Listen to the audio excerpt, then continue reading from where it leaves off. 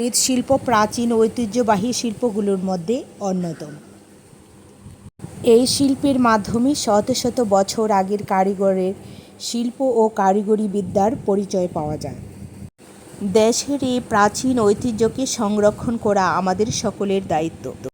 আগের মতো আর আমাদের চোখে পড়ে না এই মৃৎশিল্প। বলা যায় বাঙালির ঐতিহ্য মাটির শিল্প যেন দিন দিন কালের আবর্তে হারিয়ে যাচ্ছে। তাই মাটির শিল্পকে বাঁচিয়ে রাখার স্বার্থে মাটির তৈরি জিনিসপত্র ব্যবহারে আমাদের এগিয়ে আসতে হবে। বয়োজ্যেষ্ঠ মৃৎশিল্পীদের সাথে আলাপচারিতায় আমি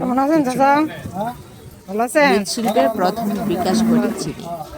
মৃৎশিল্পে আমাদের অর্থনীতিতে বিশেষ অবদান রাখছে। 2000 সালের পরে বেড়ে যায় এর রপ্তানি।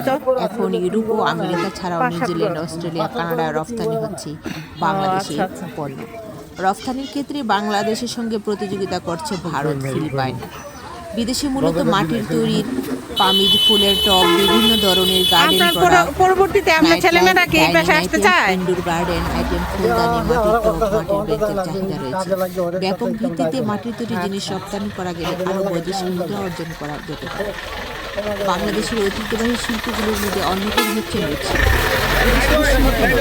আবহমান গ্রাম বাংলার ইতিহাস ও ঐতিহ্য, মাটির নান্দনিক কারুকার্য, বাহারি নকশার কারণে এই শিল্পের প্রয়োজনীয়তা অনুধাবন করা যেতে পারে, বাইরের রাষ্ট্রে রপ্তানি করা সম্ভব হবে। এই জন্য আমাদেরকে উদ্যোগ নিতে হবে।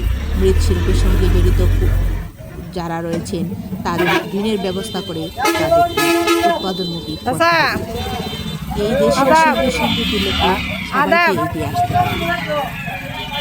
সহযোগিতা পোষণ করতে হবে।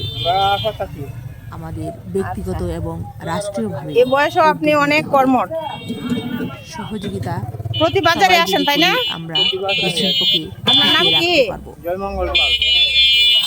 সবাইকে অসংখ্য ধন্যবাদ। ঠিক আছে চাচা, ভালো থাকবেন।